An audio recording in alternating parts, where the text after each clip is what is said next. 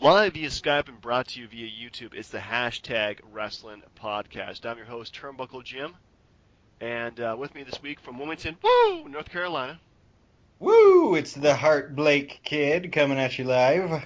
and from Richmond, Virginia. Oh, come on, man. It's fast count. I really have nothing to say about Richmond. I'm liking the city more as it's changing, but there's no move to it. I thought you were just giving me crap over the Nationals sweeping the Cardinals or something. That was awesome. No complaints there. You can stick it. No, I'm just kidding. How's it going? It is going okay. I'm just getting over a cold I had today, but it's already going to stick one health problem after another. But yeah, it's going good. How are you guys? Doing all right. I don't think you can complain so much if your front door got fixed. True. That was another saga as it is. But we're not going to talk about my personal problems. Let's talk about the WWE's and their pay-per-view this weekend, which was Payback. Overall, quick thoughts of the show.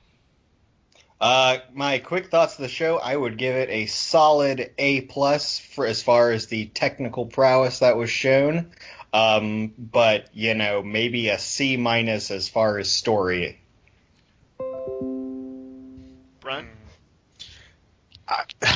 I don't know if it's tough to give a grade. I want to go through it. Are we doing the matches, or are we just doing the overall thoughts? Let's just go through the matches and then kind of give our overall summary thoughts of the pay-per-view. Which Oh, sorry. Go ahead. I was going to say that I like the pay-per-view, but yeah, it did have its issues, especially story-wise, which we'll get to as we go match by match.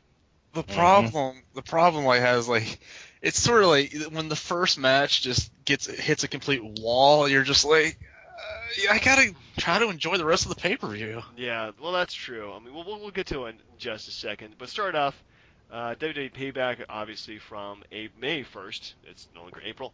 At the Allstate Arena down in Chicago, or actually, Rosemont, Illinois, not Chicago, but close enough to prefer the massive amounts of CM Punk's chants. Right, Smarktown. We gotta love the Smarks, and ultimately they're the right people. So first match, well, let's go with the pre-show matches because I guess they kind of count. Yes, I mean, there's some stuff worth talking about there. There is. I actually missed the first match. I didn't go back and watch it because I'm not really worth my time. But apparently Dolph Ziggler defeated Baron Corbin. Yeah, so, I mean, apparently the WWE doesn't think it's worth your time either. I won't say that I necessarily disagree with them because I'm not the biggest Baron Corbin fan, but all the same, hell of a way to treat your new talent, your up-and-coming rising talent, so to speak. True, but looks like that might be I'm sorry, good. Go ahead. I was just going to say that they're probably using this to move forward with. Obviously the feud is still ongoing, and well, I mean, granted, putting them on the pre-show is a bad idea, but hopefully they'll continue to develop Corbin, and eventually he's going to get his win over Ziggler. I mean, you got to kind of think about it. With Extreme Rules being 3 weeks after this, it's not like they have a whole lot of time to build fresh new feuds. True. So, sort of like, oh wait, he lost. He's going to get his win back. True. But the match itself was good, not bad. Oh, slow as hell, man. Yeah, I mean, BC stands for barely caring. So, as far as I'm concerned. I mean, it was a pre-show match. I went back and caught the highlights of it. Yeah. Anyway, so next up we have Kalisto defeated the pre-show stopper, Ryback. Yes. Now, breaking news, I guess, as of today, I suppose Ryback has walked from the company? Apparently they're in a contract dispute, and he's just being kept off TV for right now, but if all indications, yeah, he's not going to show up anytime soon. And, irony of ironies, right as I started to look at this guy and be like, you know what? The pre-show stopper thing, pretty clever. Okay, I like it. Doing the CM Punk thing, heel Ryback, pretty good. Not to mention the fact that he pretty much saved Kalisto's life. Yeah. And, what with, catching him off after that spot, and then went on to sell it like a champ. And, there's that. And then, of course, the very impressive, I guess, the turnbuckle military press spot, which was very impressive. Yeah, there was actually a lot of good spots in this match that I liked. Overall, I think it was the best match they've done, which really isn't saying that much. Sure. But at least they had a lot of good like big guy, small guy spots, and it made Callisto look like not $100, but maybe $10. Sure. 100 pesos, which is roughly equal to $10. I'm assuming so. The international exchange Yes. rate is different there. Hmm.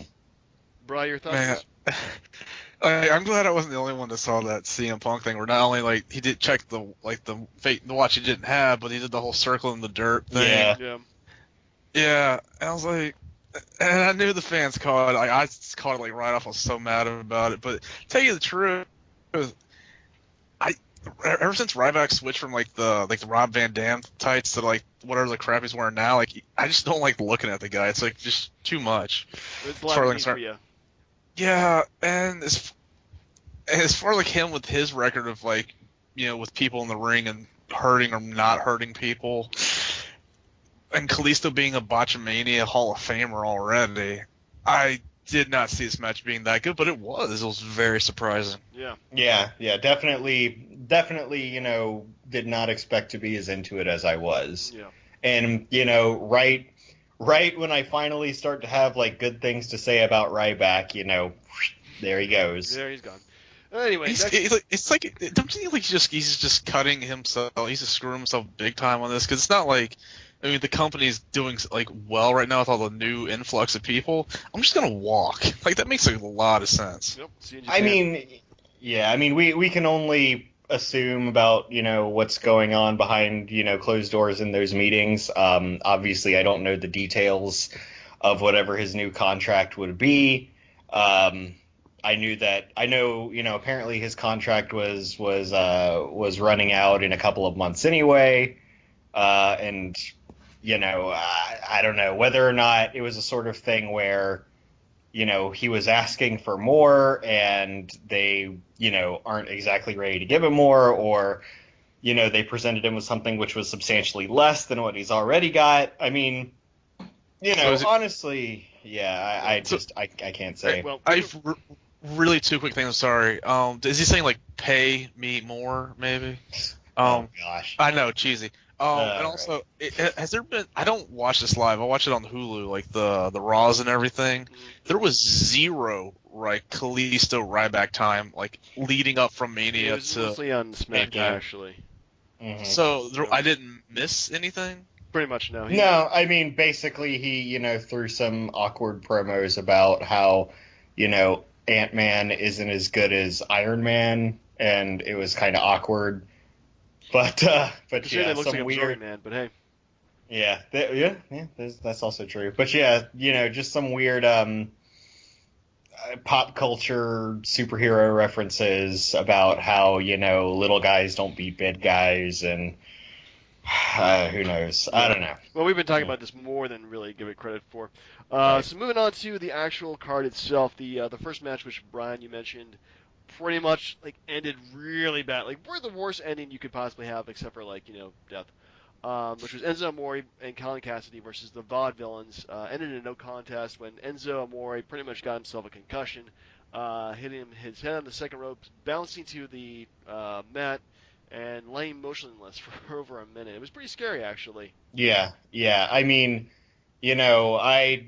I saw, they had the ref checking on him, and he threw up the X, which of course, in this modern age, and people being smarky and whatnot, they've thrown the X up a couple of times just to be part of the show. But I don't know. It kind of, to me, like almost immediately, you could kind of tell that something wasn't right with it. You could pretty much tell like when it wasn't. Things went really, really bad, and it sucked because I was really excited to watch this match, and just kind of ended abruptly. Fortunately, he only got a concussion. It was nothing bad. I mean, still concussion's pretty bad, but it's nothing like, career-ending or anything like that. So that was good. And then the Twitter pics I thought were absolutely hilarious. If you guys check those out. Yes, indeed. It's very good. Glad to see see him doing all right. I guess there was the one with Kevin Owens and Colin Cassidy checking on him and whatnot. That was brilliant, honestly. That looked like from a friggin' buddy film. I thought that was great.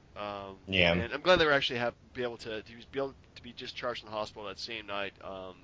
And was able to have some fun with it. Which is good. I mean, you really like to see him, even in the worst possible situation, having a good time.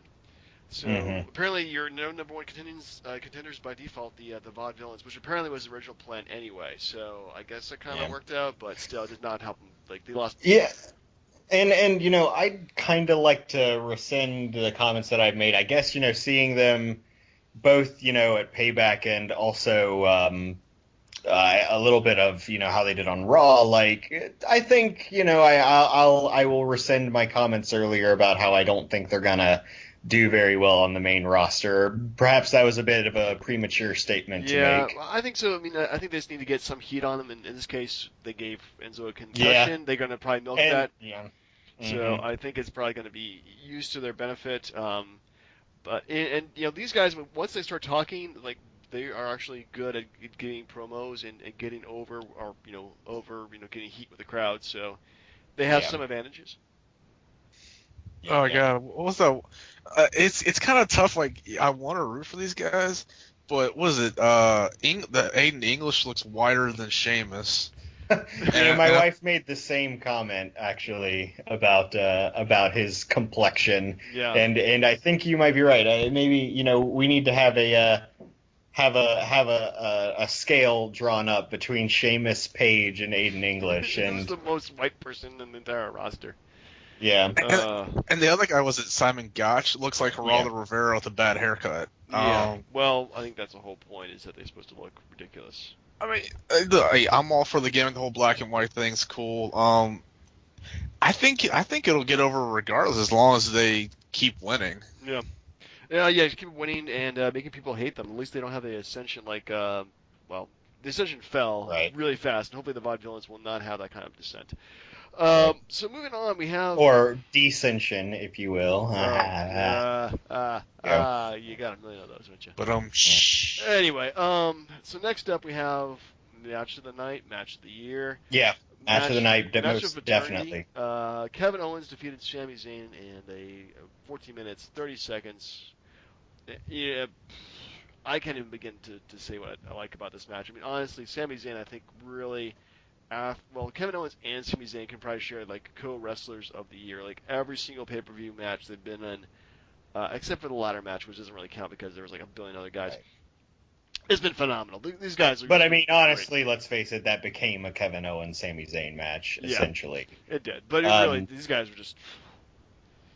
Yeah, I mean, there's really, not much else to be said. Like it is indeed, most definitely match of the night. And I gotta say, how fun must it be to like be best friends with someone and week after week get to like play out this like I hate your freaking guts like rivalry.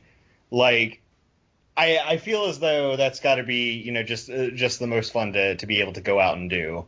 Probably even more so than doing a tag team. I think the fact that they like each other means that they'll do the most to put each other over instead of like like an Edge Matt Hardy kind of thing. Right. Yeah, I mean both these guys. I mean honestly, like Sami Zayn was like my first like NXT like wrestler crush, and then Kevin Owens showed up, and I'm like, oh, this guy's awesome too, and. Honestly, I think these guys are going to be feuding for over a year. It's going to be insane, or insane. I got two, guys. All right, so everybody's got one, so we're done. All right. We're all done. It's like insane, am I right? Yeah, you said it again. Yep. Anyway, what I really liked about this, which I think maybe might be a slight change in the company, the way they're booking things. Kevin Owens does a promo afterwards saying like, "Oh, we get the Intercontinental Championships matches next. I'm staying around and doing commentary." That is fucking awesome. They could have him doing commentary like every night, and he'd be perfect. Yeah, he is. Like, he's just fantastic. How Go ahead. Did you guys think that was really like what was going to happen, or they're like, oh crap, this match ended early before us, we need to kill some time? That honestly was the impression that I got, was that it was like, okay, there's some they need to stretch it out a little bit. I mean, granted, it's kind of ironic to say that now, considering the 30+ minute McMahon segment that we got later on in the night. Very painful.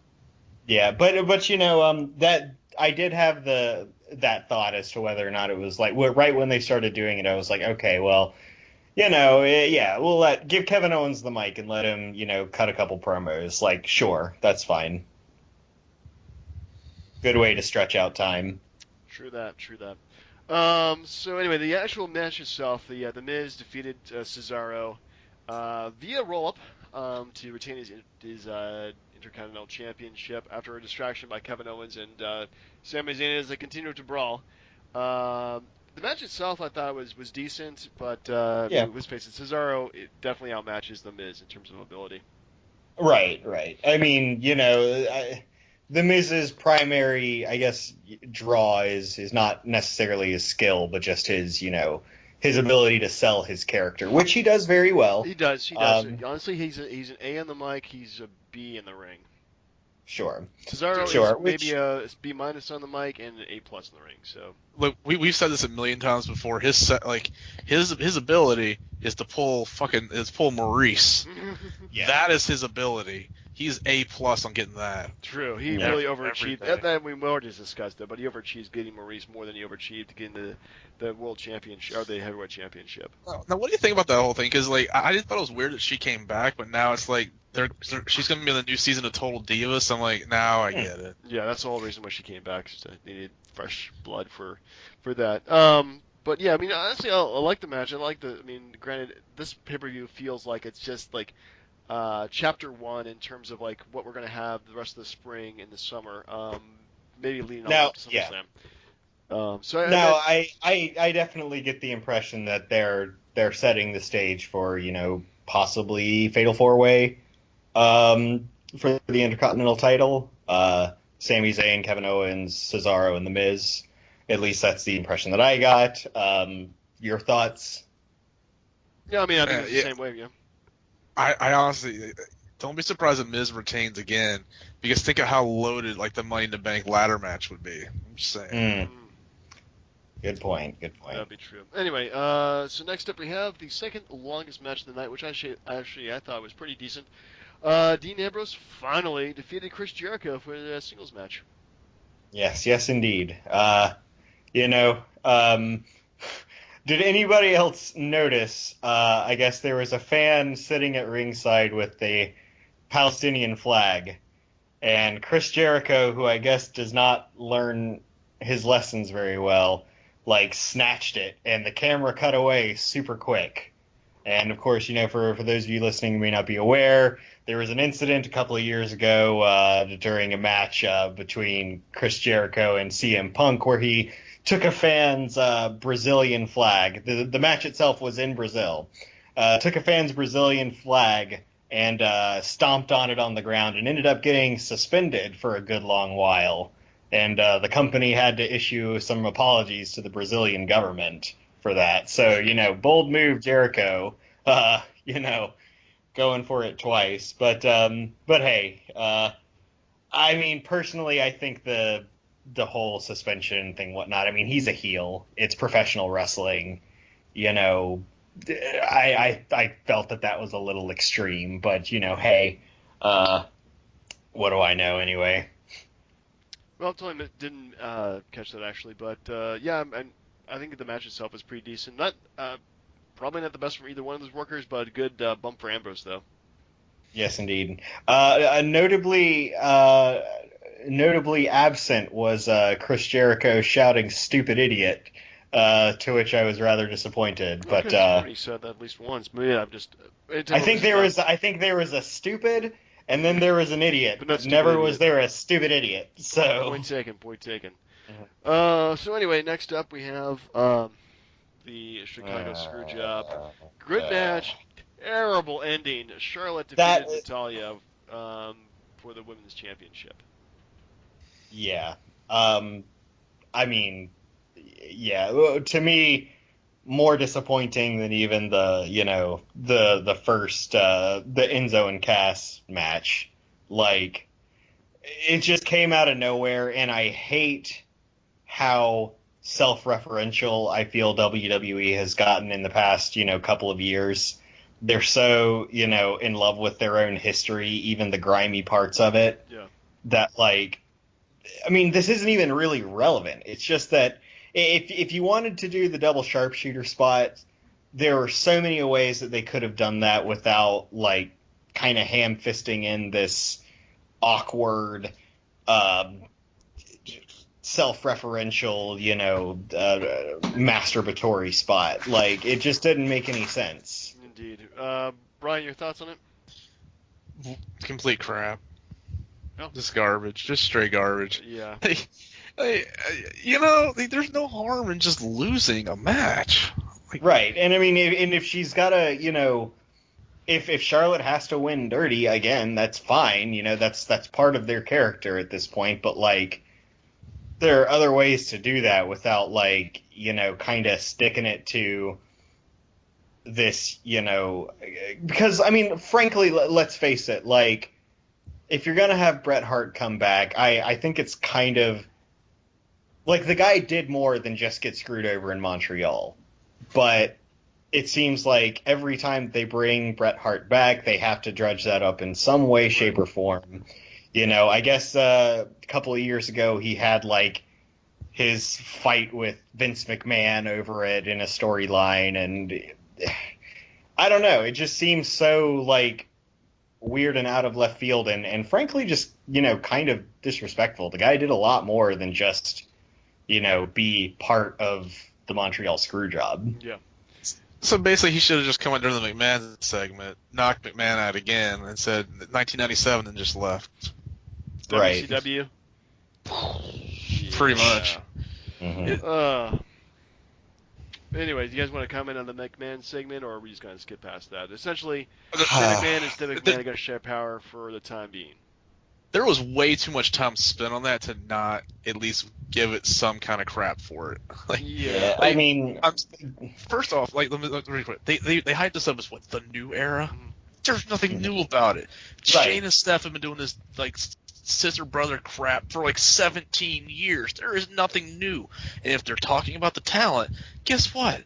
The only reason that these people are here is because half the roster is already hurt. Not that they wouldn't be here, but not to this degree where we're saying we're going to push these people. It's a new time. Forget everyone else that's hurt. Don't worry about it. Right, and I mean, I think that very much hits the nail on the head. Like, you can, squawk and crow about how it's a new era all you want, but, like, again, like you said, when I was watching as a kid, Stephanie and Shane were, were squabbling over who gets, more power, and we're essentially seeing the same thing again. I don't know, and it seems so odd considering that did they even reference the fact that, okay, no. He did reference the fact that Shane lost at WrestleMania, but didn't go on to explain why he ended up giving it to him anyway. So it just seems like one of those things where it's like, yeah, I guess this one thing happened, but don't worry about that anyway. Moving ahead, moving forward, it's a new era. Don't pay attention to, back when our ratings were super horrible. It's new now. Yeah, it does feel like, I remember the Attitude Era. They was honestly felt like a whole freaking sea change. They changed the logo. They changed pretty much everything about the product, and it felt like a whole different WWF at the time. Now it just feels like they're just painting it a different color and calling it something else, but it doesn't feel, like you said, it doesn't feel like a new era. Like, get rid of Cole, change how the entrance is done, just change up how everything is done in the company, and then it feels like a new era. Now it just feels like, they're calling it something that it really is not. Could they have, at the very least, have been like, yeah, the only reason I haven't been here in so long is because I was recovering from Roman Reigns spearing the crap out of me, or I was taking care of Triple H, or hey, screw it, we went on vacation, we're Yeah, rich. speaking of which, that reminds me about a point I'll have to bring up, and it was later on during Raw, but I'll get to that. But I mean, the point is too is that really nothing at all is changing. Like, and I know that we've been saying that, but it's not as though Stephanie and Shane are running things from an out of character standpoint. It's still, the same staff, the same writers, the same bookers. Yeah. It's just that from a kayfabe standpoint, now it's these two who get to, take the mic and pretend that they're running the show and calling all of the shots. Indeed. Basically, they're just polishing the turd. Ooh. Essentially. Yeah. Anyway, so speaking of turds, next up we have actually this match was pretty good. It's not a turd, but Roman Reigns defeated AJ Styles to retain his WWE World Heavyweight Championship. And eventually it became a pinfall and submission only match, but it lasted 25 minutes and 5 seconds. I liked it. Actually, I really liked this match. I thought it was almost as good as the Kevin Owens Sami Zayn match, only because it was a really entertaining match, and the fact they kept on changing the rules to make it not like a crap ending, I thought was really good too. There were some very, very good spots in here, and I will give the devil his due in this. I'm not the biggest Roman Reigns fan, but his vault over the top was pretty impressive. I was impressed by it too. I loved the simultaneous phenomenal forearm and Superman punch, and they keep replaying the clip in slow motion, and it looks like something on like a comic book cover. Yeah. Like it was a absolutely beautiful spot. That being said, I'm and I know it's so common nowadays, but kicking out of not just one but multiple finishers has got to stop. Like, I understand, people nowadays, it's one of the things where it's like just because somebody lands a finisher, it doesn't necessarily mean that they're going to get the pinfall. But multiple finishers is like that, people complained about that with Cena. And, now it's just they're giving it to Roman, and I understand what they're trying to do, but it's just adding fuel to the anti-Roman Reigns fire. And for that matter, too, have you noticed that they mute the boos for Roman Reigns on the pay-per-views, but not on Raw? Didn't really catch that. I could have sworn that people were booing him. So. Oh, they were. They definitely were. But it was one of those things where like the music hits, people boo. Both the music and the crowd ambience gets noticeably more quiet. But like the following night on Raw, they didn't do that at all. And it was the same thing with WrestleMania, and then the WrestleMania after that. They kept it completely, on the level. Very strange. Not to mention the fact that I guess now the WWE's press group is airbrushing fans' signs on their website to show Roman Reigns in a more positive light. If you guys have heard about that. No, I have not, but that is interesting to tell. Yeah, apparently there was a sign, that a fan was holding. It says, "When it rains, it pours." Now, if you go onto the WWE website, the coverage that they have from the main event, you see the sign, but it just says, "When it rains." Lame. Lame indeed. But anyway, honestly, I thought that the AJ Styles, though, looked like $1 million in this match. Hands down, superstar of the year. There's no argument on in my eyes on that. I would definitely agree. If they, if what they did only added more, fuel to the anti-Roman Reigns fire, the opposite definitely has to be true. Like, AJ Styles came out of that looking, for lack of a better term, absolutely phenomenal. Yeah, he really did. I mean, he definitely looked like he's a main eventer, which is good because one thing I was kind of hoping for when he first debuted in WWE, and granted I didn't watch too many AJ Styles matches before, but I really, because this guy's been a champion wherever he's been to, I was really hoping that they put him in the main event scene at some point sooner than later. So he's probably not going to win the title anytime soon, but it's good seeing him up there and hoping that this is probably going to be a trilogy of matches maybe. Eh. I think it's just gonna be done after Extreme Rules because I think if anything you should lead AJ to win Money in the Bank and then he beats whoever wins the Cena Roman Reigns match.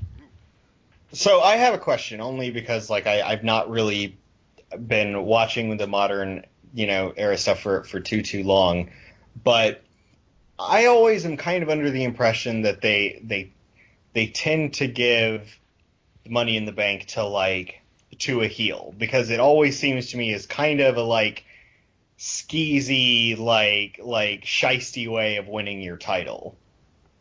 Yeah, that's And it's very true. sort of a way to guarantee that if they win it, it's gonna be because they effectively, in so many words, didn't win it fairly. Yeah. I mean, Cena won it. I think Daniel Bryan did. CM Okay. Punk won it twice.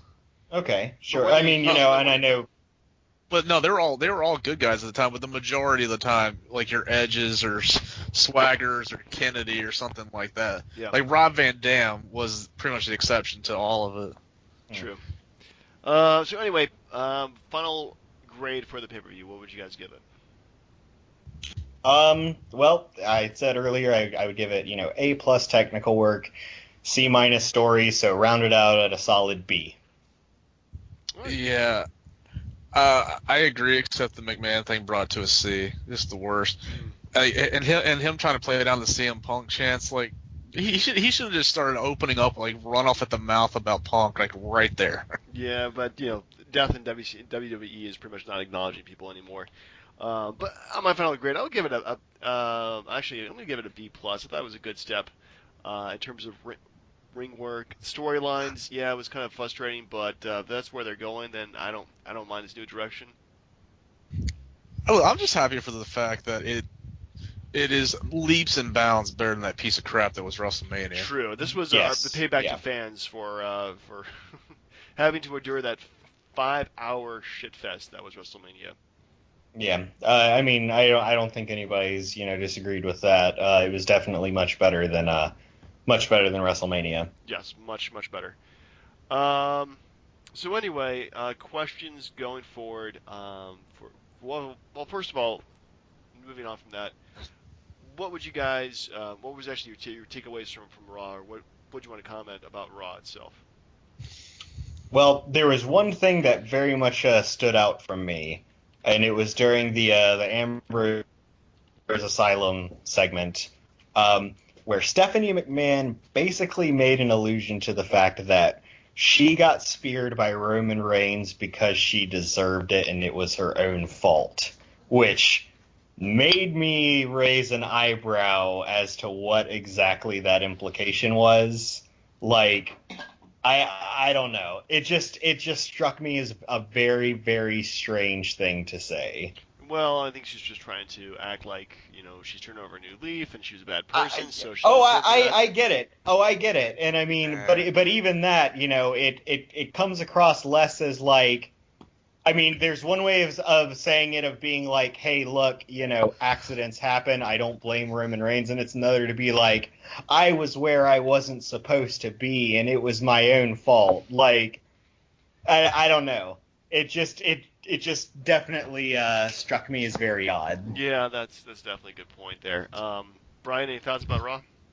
No, I was saying, is that like like the person that was in like a bad relationship, and then when the cops get called, they're like, "Is anything wrong here?" No. Exactly. Exactly. And I didn't want to, put the nail right on the head as far as that goes, but it definitely had, to paraphrase Michael Cole, shades of domestic violence. Just very odd to me. Yeah, I thought it was more along like maybe it's like a secret thing, or like like her and Roman like work some kind of deal out where like as her being a heel, he's a heel. Like I kind of accept that he speared me because he's on our side now. I don't know. Maybe. But how about like the overwhelming Super Cena treatment Reigns got with the main event, and then just I don't say it's a burial, but he just demolished AJ Styles to a point where I'm like, I don't think AJ can wrestle the guy without Anderson or Gallows' help.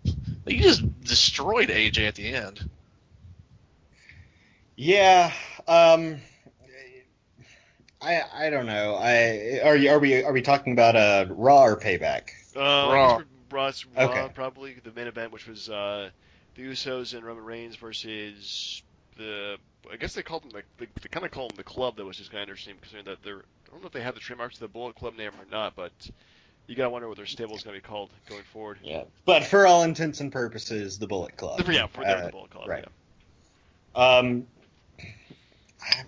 I'm not sure. I mean, it's one of those things where if they are wanting to do some sort of team versus team, stable versus stable feud, then sure. But yeah, if it's literally just going to be Roman Reigns versus AJ Styles, and AJ Styles has you know the club showing up every time, then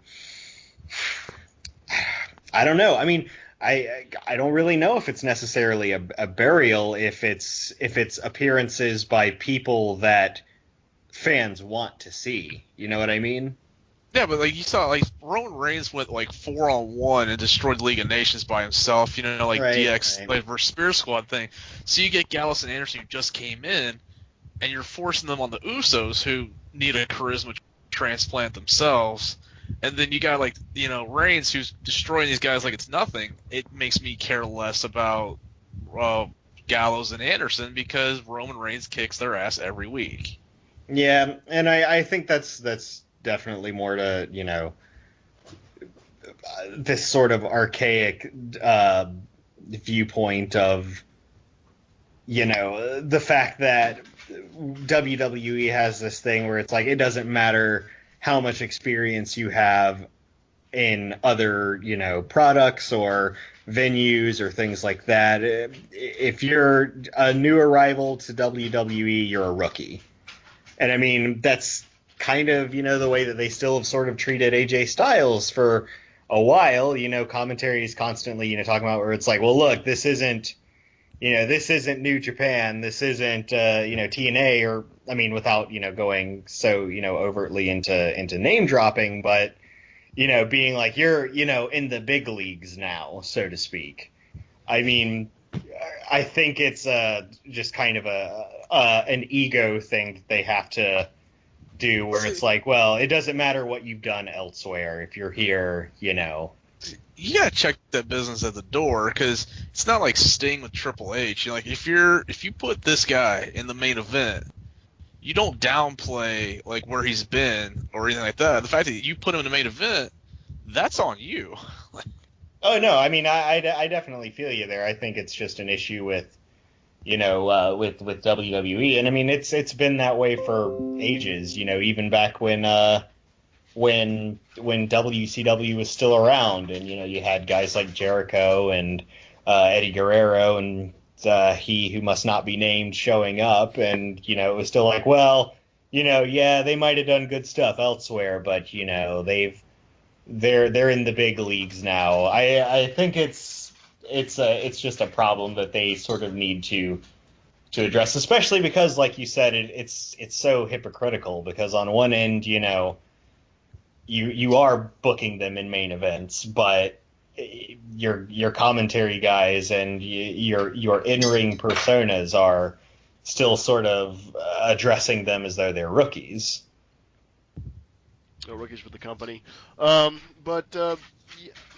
so I guess at this point, we have 3 weeks to the next pay-per-view. Something like that. Yeah.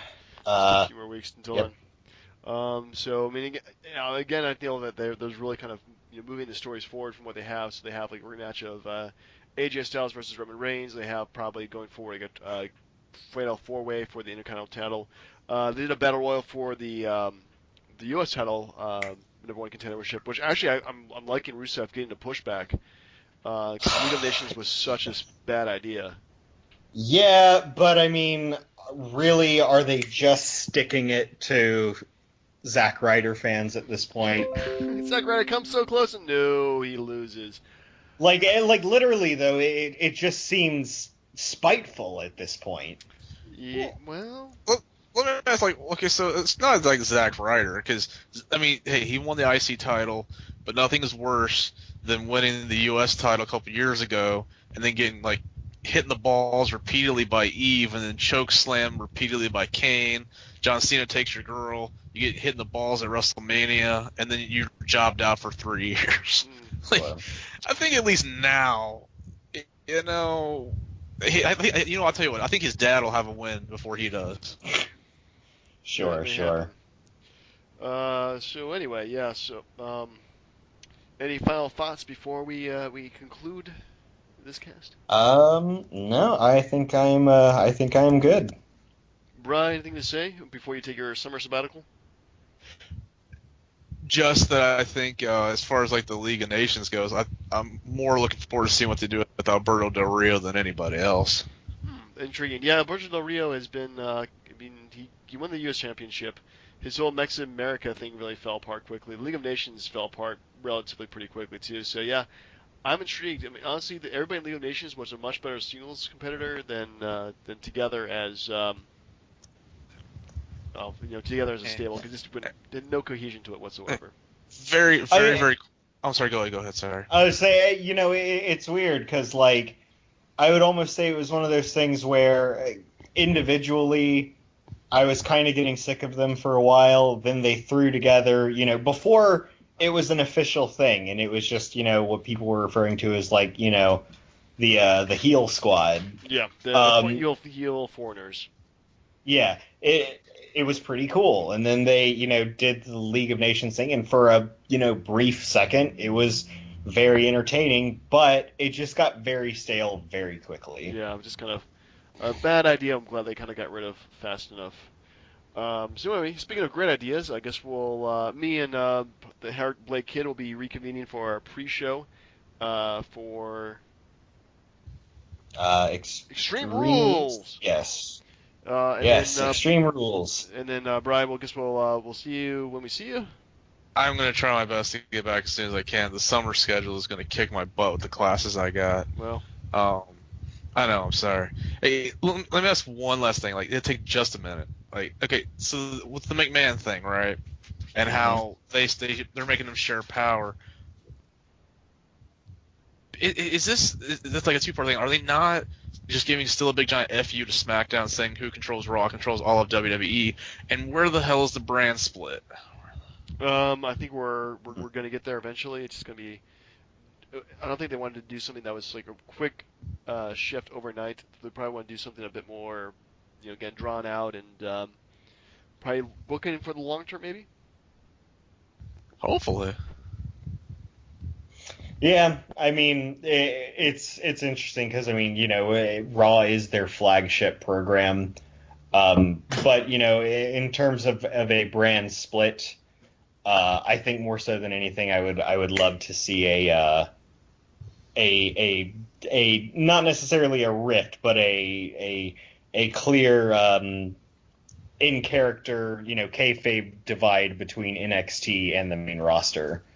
Sort of even just beginning to acknowledge them beyond just oh yeah, this guy comes from NXT, and more like, this is what happened on NXT, and this is important. Like clips from NXT should be shown on Raw, in my opinion, especially for very important things like title changes or important storyline events, because that way you draw more attention to effectively what is still, your own product. True. And you get more eyes on it. Well, it'd be interesting to see. Hopefully we'll reconvene sooner than later and go ahead and discuss it then. So for the hashtag Wrestling Podcast, I've been Turnbuckle Jim. This is the Heart Blake Kid. Fast Camp Brian.